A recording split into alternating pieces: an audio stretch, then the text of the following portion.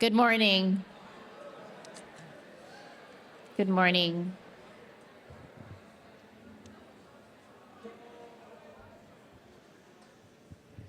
Thank you for being here. I'm Ms. Kiermans, Mr. Yeager. Today is Holocaust Remembrance Day. It's a day to remember the 6 million Jewish people who were murdered in Europe, a number so large it can be hard to truly wrap our heads around. That's why we are here today, to understand it beyond the statistics and to meet a person. You are among the last generation of students who will ever get to hear a firsthand Holocaust survivor account like this. By being here, you're helping to make sure this history isn't forgotten. I want to highlight our very own senior, Yoni Luria, who made a pilgrimage this week to Poland, where he will march through the death camps of Auschwitz and Birkenau to bear witness and to remember. We want to thank Viewpoint's administration for their support in this event and the Office of Community Life for supporting the JSU who put on this assembly. Thank you to the museum, Holocaust Museum LA, for bringing our special guest to Viewpoint. We appreciate all of you being here and listening to another survivor story. They're different every year, so thank you for honoring that. And so I'm pleased to introduce our JSU co-presidents this year, Romy and Ben.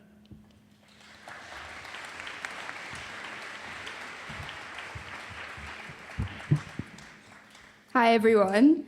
It is truly an honor to introduce Paul Kester.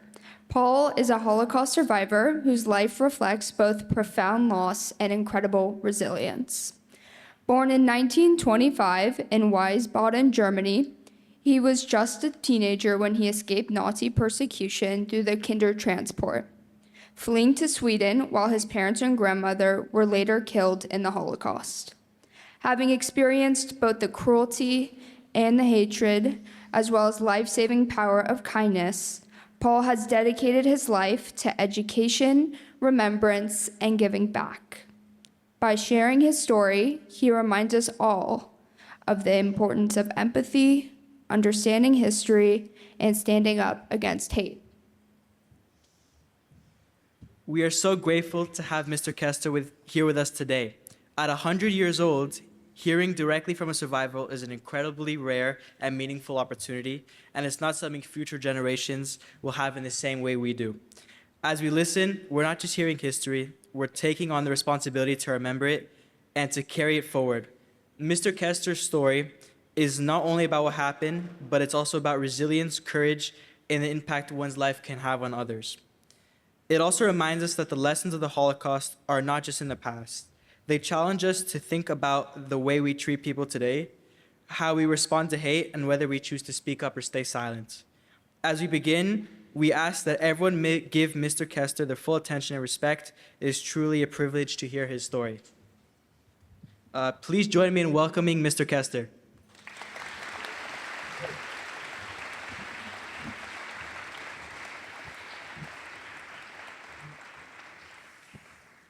Thank you for the introduction. Yes, my name is Paul Kester. I was born 1925 in a town called Wiesbaden, a town of about 300,000 citizens, very close to Frankfurt in West Germany. My earliest memory goes back to the late 1920s. What do I remember? There was poverty, there was political unrest. The Great Depression that we had in this country was of equal dimension, or probably more so, in Germany. High unemployment. I remember people knocking at our door. We were kind of middle class, living in an apartment, asking for some bread or some pennies. I remember the many vacancy signs. And also the political unrest, different parties presenting their programs, and this was usually when science in town. This was long before television. Radio was just in its infancy. So the printed word was the primary source of communication. Well, yes, I had just started school, elementary school. I was 7 years old when the Nazi Party gained enough votes that they could form a government under its leader by the name of Adolf Hitler. What did I remember? All of a sudden, all propaganda from other parties disappeared, and all of a sudden signs went up all over town saying, the Jews are our misfortune, the Jews are criminals, the Jews caused us to lose the First World War. It didn't make sense. In Wiesbaden, of 300,000 citizens, there was only a small Jewish community of about 3,000. In all of Germany, a country of 65 million, there were about 600,000 Jews. How could a small minority be able to create this misfortune? Even if they were all criminals, that was not enough to have caused the conditions, the poverty, the misery that existed at that time. But my childhood was not affected much by these events. For the grown-ups, it was more difficult. Now, I must say, I was a child of a family. I had one sister who was 2 years older, parents, grandparents, many other relatives. And my family could trace its ancestry back to the year 1400, always in West Germany. We were part of society. The only difference for me was I was the only Jewish boy in a class of about 35 boys. In those days, the schools were separate for boys and separate for girls. I was the only Jewish boy, but that was no hardship. What the only difference I could see was those of us who observed religious services, we would go to synagogue. All the others would go to the many churches in town. For the adults, it was different. All of a sudden, their future was uncertain, and there was even talk about emigration. For my family, this was hard to believe. My father had been a soldier in the German army during the First World War. My grandfather was a member of the city council and the family operated for many decades a major clothing store in the center of town. How could one all of a sudden leave that? And if you could come to a foreign country, how could you make a living? So the thought was far away from what it was just not thinkable in the beginning. But times slowly changed. In 1936, I was 10 years old. I started under the then existing school system, high school. There were 3 high school for boys in Wiesbaden. My father and I went to the first one to enroll me. We were told by the principal that the school was 100% Nazi. He could not safeguard the security for his child. That was a no-no. Other school had some other excuse. The third school did accept me and also my close friend Leo, with whom I had grown up.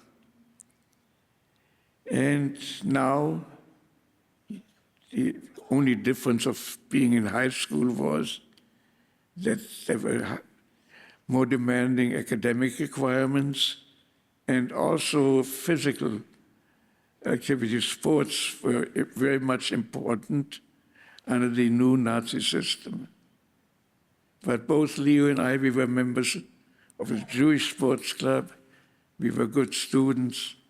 And again, we were not in any way much different from the other boys. And again, I have no bad memories being in school. Yet, years went on, 1938, Nazis in power,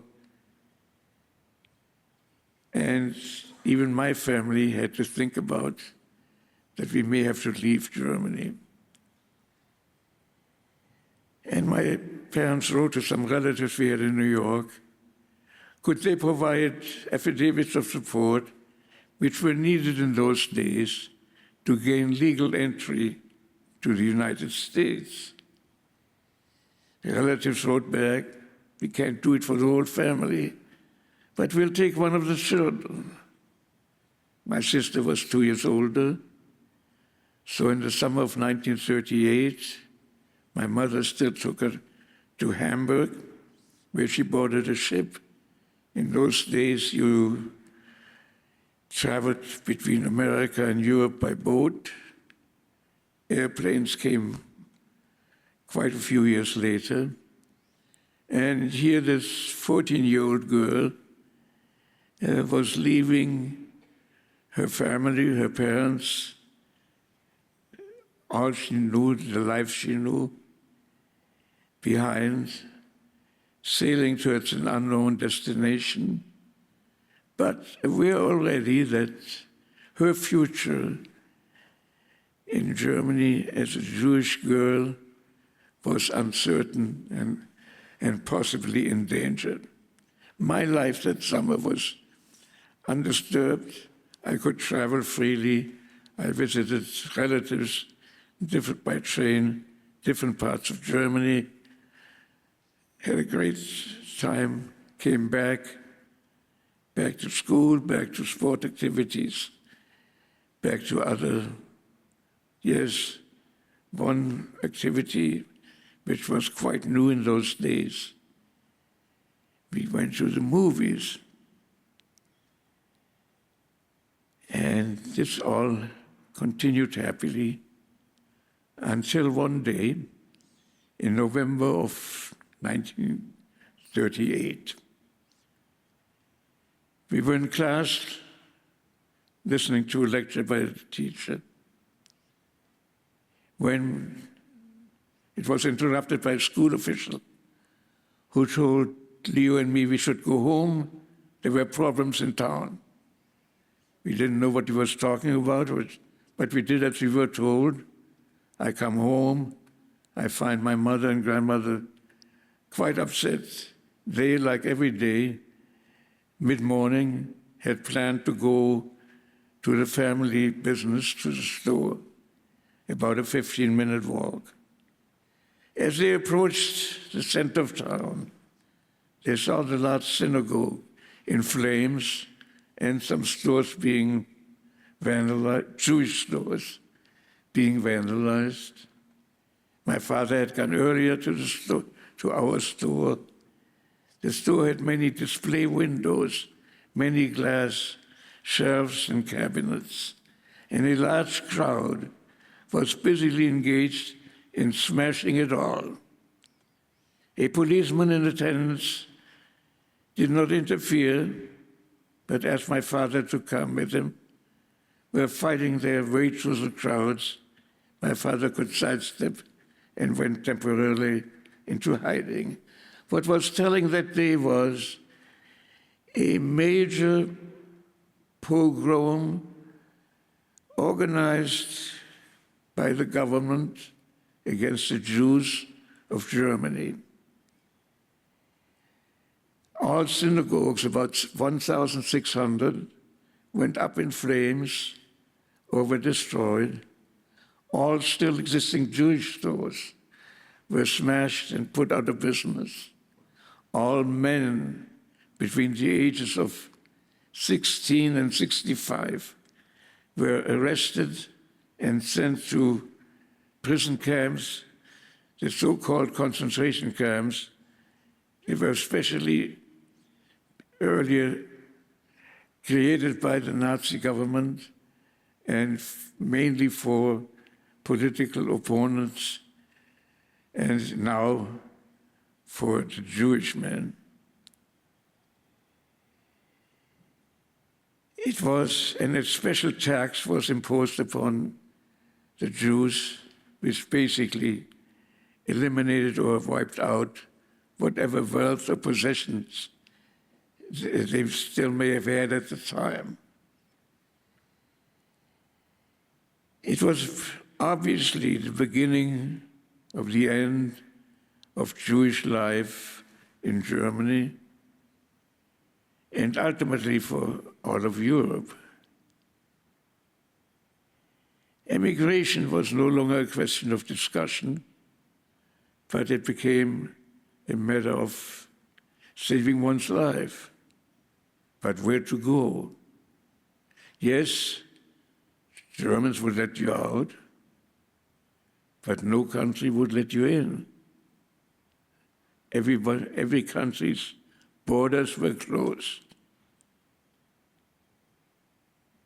Well, my life in those early days, yes, Leo and I went back to school the day after it all started, but were called to the principal's office, who told us that from now on, Jewish children could no longer attend any German schools.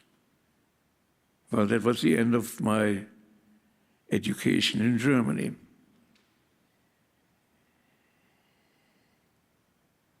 The next thing happens is, in that evening, my father had come home.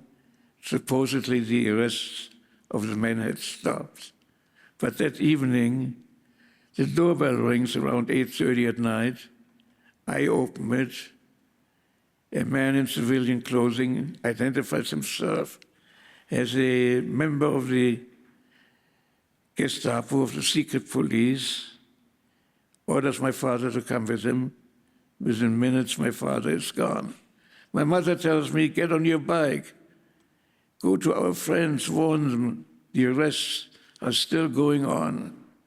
I did, I was told. I remember still that dismal late November night. And then the next morning, my mother and I go to police headquarters in Wiesbaden. Where's my father? No answer. Soon we find out that he, with so many other Jewish men, had been sent to the concentration camp of Dachau in southern Germany, a camp that existed until its final liberation by the American army at the end of World War II. Next, what happens in my life? The business had to declare bankruptcy because of its destruction, but we were ordered to clean it up.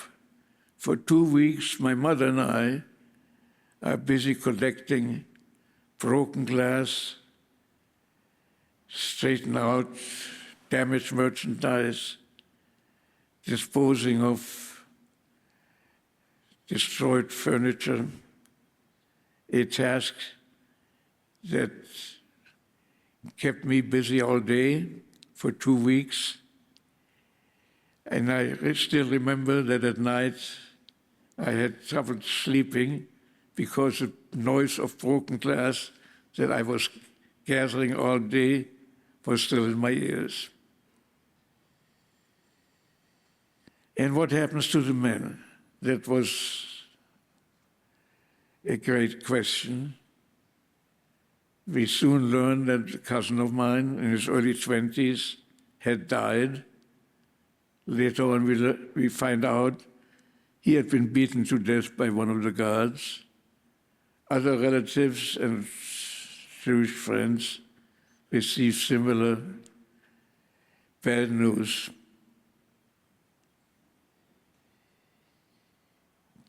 Well, the atmosphere of despair and fear was pervasive. All of a sudden, my life, my childhood was shattered. What had been a very happy and basically undisturbed years, now at the age of almost 13, had come to a complete end. My childhood had come to a sudden end. But then, and this was in a matter of days, we learned that England declared that they would take 10,000 Jewish children from Germany, and some other countries in Europe would also take a few. And my mother put me on the list of all of them. As a matter of fact, my friend Leo, on the 7th of December, 1 month after the pogrom had started, I bid him farewell at the train station of Wiesbaden.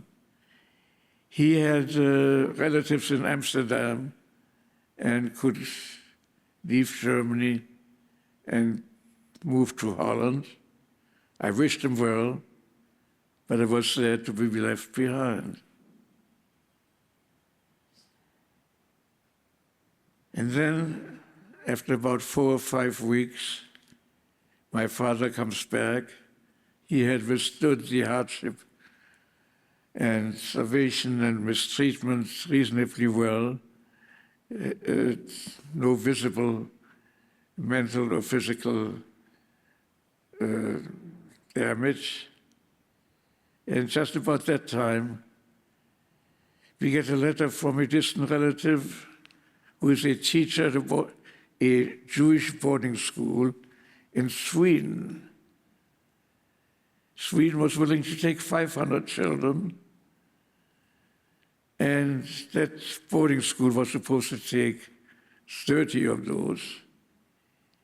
That relative put my name on the list.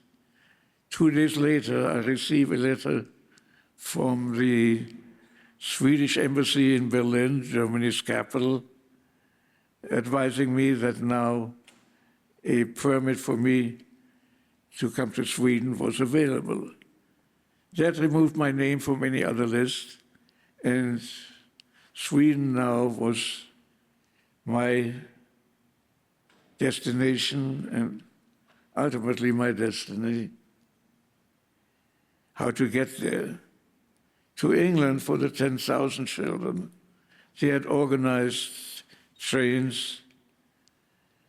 For Sweden, we couldn't find out anything. My father knew of a Swedish honorary consul, who was an executive at one of Germany's largest chemical factories near Wiesbaden. We got an audience, and my father asked, what do we have to do to get my son out? The man said, buy him a ticket, put him on a train, get him out, quick. It was good advice. Over the next 2 weeks, I'm busy. We have to pack my belongings to ship them ahead to Sweden. That had to be done under the close supervision of a Nazi official to make sure that I could only take along used clothing and belongings of absolutely no value, nothing that possibly could be sold and raise some cash in the country that I would go to. And on the 9th of January, 1939, I bid my parents farewell at the train station of Wiesbaden. We exchange, we tell each other we hope to get reunited soon. And I start the 7-hour train ride from Wiesbaden to Berlin, get met by a cousin who lives there, go the next day to the Swedish embassy. There was a couple of red tape matters that we had to take care of, but after a few days, I finally get the Swedish permit entered into my documents. And on the 15th of January, 1939, I bought another train that now takes me through northern Germany to the Baltic Sea. I had never seen an ocean before. But that train ride went reasonably well. Yes, there came a Nazi official in black uniform, again, secret police, checking my little hand luggage. I had one last-minute gift, a book. No books allowed. He takes it, I couldn't care less. Also, when Jews left Germany at that time, they could take along the equivalent of $10, but there was a question, could I as a child do that? So my cousin said, who took me to the train station, why don't you spend it? I could do that in the dining car, and I'm now traveling to a foreign country, 13 years old, alone, with 10 cents of money in my pocket. Finally, we get to the Baltic Sea, and the train goes on a ferry. The ferry takes the train from the northern German port to southern Sweden. The ferry starts, and I look out. This is on a slightly foggy January afternoon, and I see the German coastline slowly disappearing on the horizon. And I remember I had a tremendous sense of relief. Not that I had left my parents, not that I had left the country where I had, until 2 months earlier, spent a very happy childhood. But I had this sense of relief for knowing that I escaped from a country where now it was a crime to be Jewish. I get to Sweden, to his boarding school. I join 80 children from Germany, similar background as mine, Jewish children. They become my new family, and many of them lifelong friends. As a matter of fact, one of the girls, 10 years later, became my wife. I got to that school, as I said before, in January of 1939. September 1939, Nazi Germany invades Poland. The Second World War has started. Now, the school slowly has to be closed. I come to another children's home. This is under the auspices of the Jewish community of Stockholm, Sweden's capital. And I can start attending Swedish high school. I am now 15 years old, and I could attend it for a couple of years until I was 16.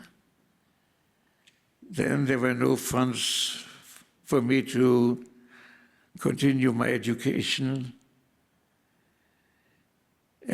but I managed to get to Stockholm, get a job in an office, basic office work. And now I'm on my own. I'm a young adult,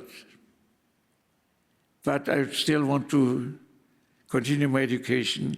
So I enroll in the Stockholm's evening high school, and I'm able to, over the next 3 years, even though while working in daytime at the night school, be able to finish my high school education, pass the examinations under the Swedish school system, which was about equivalent to 2 years of college here. What happened to my parents? How did I stay in contact with them?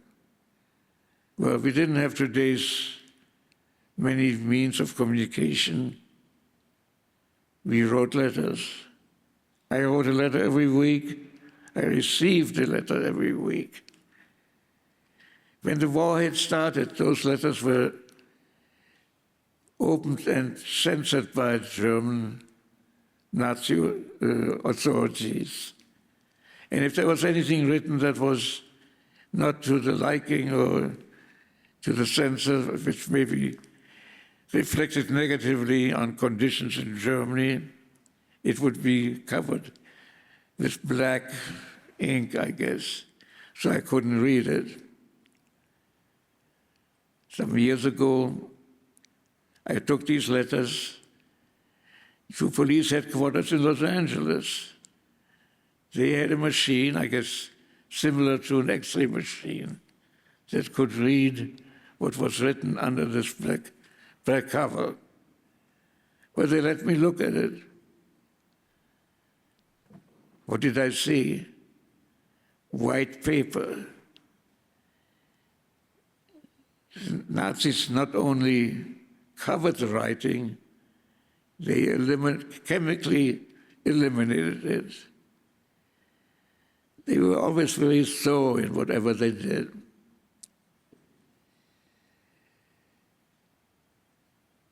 But the letters I got, even though my parents had to write, be careful what they wrote, gave a clear indication that their living conditions were slowly, or not so slowly, getting worse all the time.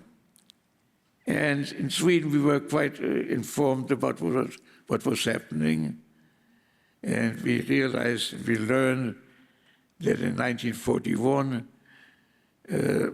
deportations started, sending Jews from Germany and Western Europe to the newly occupied countries like Poland, or what's now the Czech Republic, or Western Russia. And that living conditions there were not conducive to easy survival. And in August of 42, my parents write, they have to leave, that they would come to, how much? To another ghetto town, and even there I still could have some correspondence. But in January, after 5 months, my letters come back with a stamp that they had departed, that the person to whom the letter was addressed had departed, and that the new address was unknown. I knew this was bad news. Later on, I learned that they were in a transport of 2,000 Jews from Theresienstadt to Auschwitz, where all 2,000 immediately were sent to gas chambers and murdered. My life continued quite normal. But finally the war ended. I didn't want to stay in Europe. In 1948, I decided to come to this country. My wife and I then moved to Los Angeles. We lived the life of new immigrants. And again, I figured I needed more education.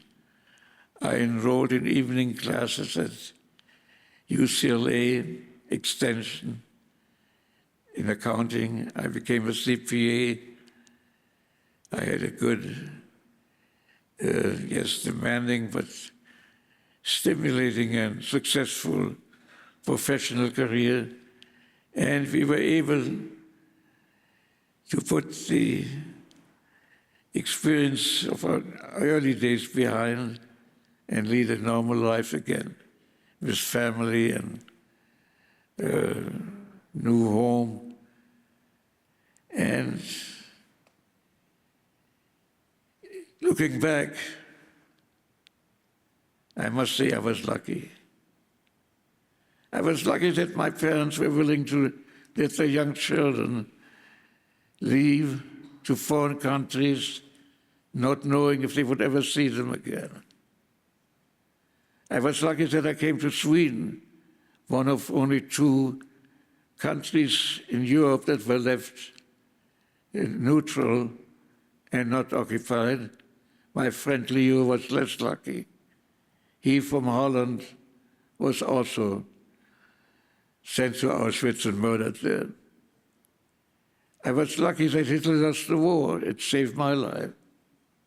I was lucky that I took the opportunities to come to this country, to take advantage of its freedom, of its democracy, of the chances that it provided to again create a normal life. And when I think and see you here and talk about the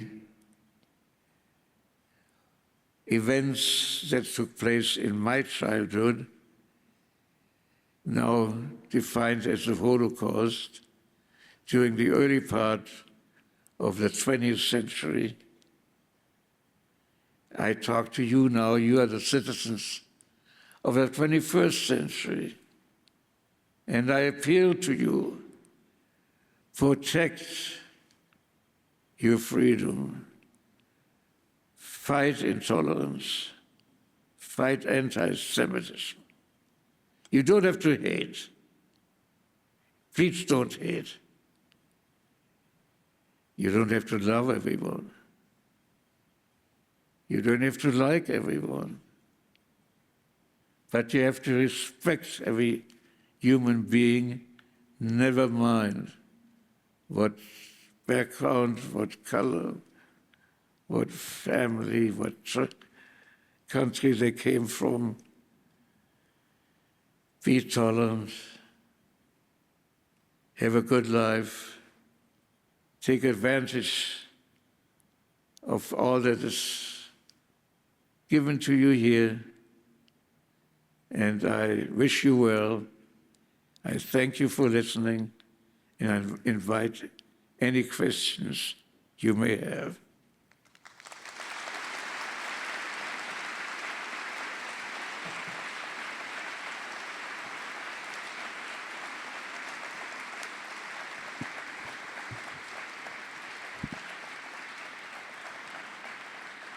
Thank you guys so much. Can we get another round of applause for Paul, please?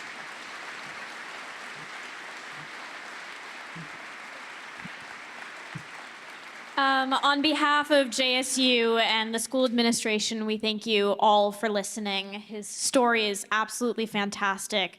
And we have some flowers for you. Thank you so much Well, for, thank you very for all that much. you've done. Thank And we you. have a few questions. One of the main questions is why is it important to continue to tell the story of the Holocaust? I'm sorry. Would you- Why is it important to tell the history of the Holocaust? I didn't hear. Why is it important to tell the history of the Holocaust and to continue to tell it? Why did you? No problem. You're good. Why is it important to tell the history of the Holocaust? Who? To tell it. Why didn't I tell it? No. Why? I'm sorry. Yeah, sure. Sorry, everyone. Why is it important to talk about the Oh, Holocaust and share okay. your experience? Why is it important? It was an event, a happening that is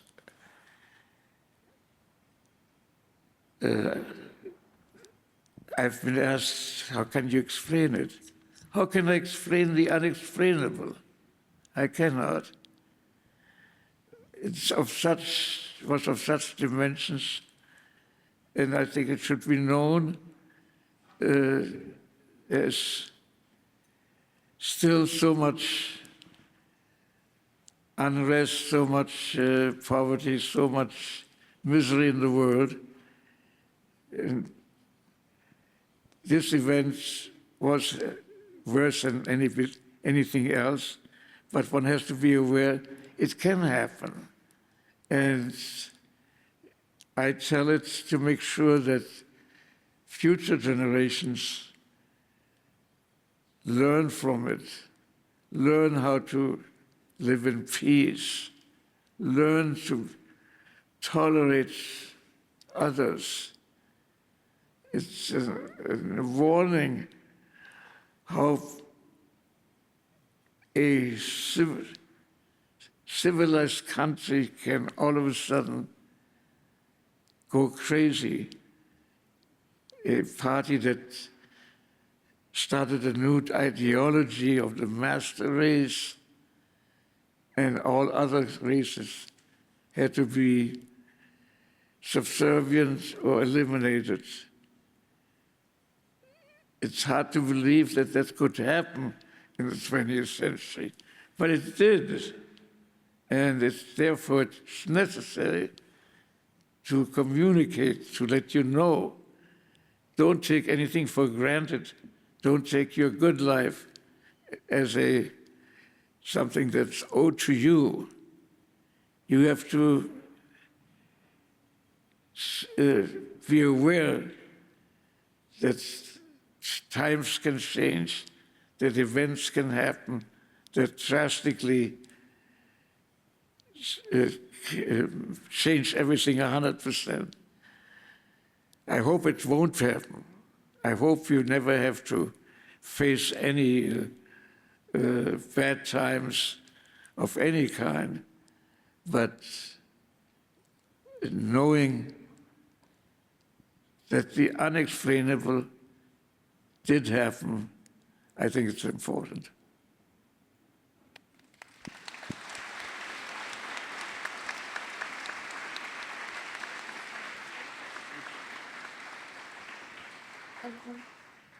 Okay. How have you maintained your positivity throughout life despite everything that you've gone through? How did I? How do you stay positive? Like, How have you maintained a positive outlook on life? I guess it's a question of, call it genes, or maybe the fact that all of a sudden at the age of 13, I had to start a new life, and I was determined to make it a good one. Yes, the early years in Sweden were hard. The early years in this country took some doing, but I always looked ahead. I never felt poor, even though I was. I never felt disadvantaged, even though I was. But I always was convinced that there's a light at the end of the tunnel, and I succeeded. I had these 78 years of life in this country, in this city. They were happy ones.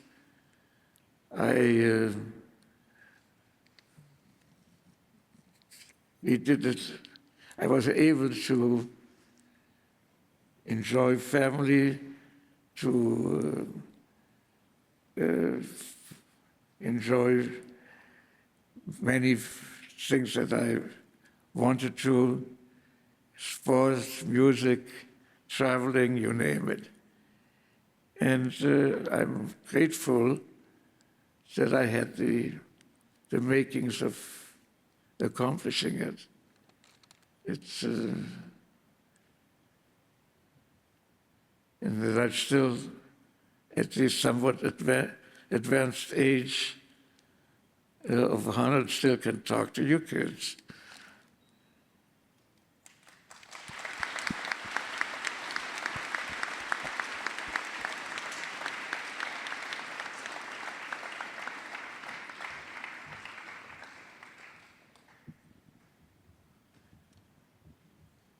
When you think of the future generations, what is the biggest piece of advice that you could give them? When you think of the future generations, what's the biggest piece of advice that you have for them? Be tolerant.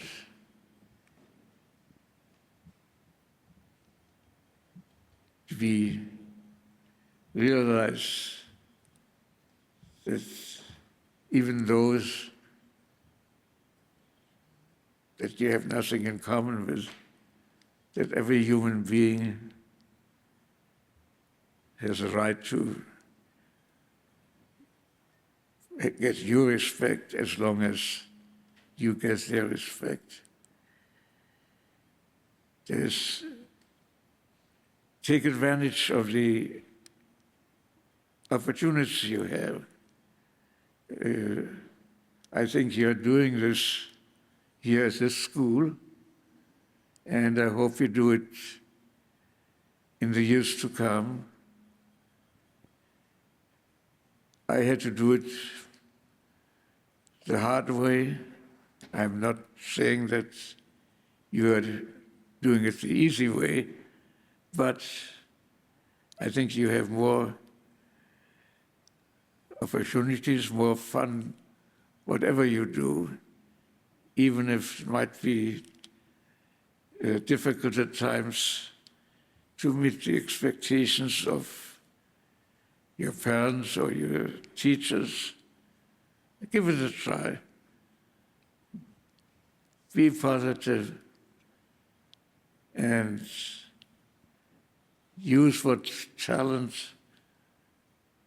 or what accomplishments you can achieve. Just try and never despair.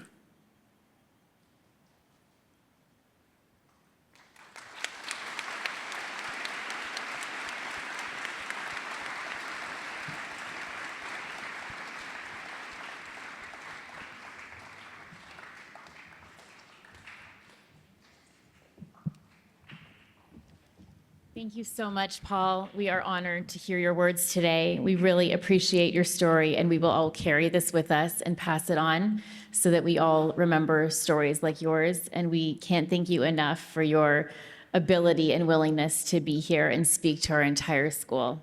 Thank you so much from all of Viewpoint.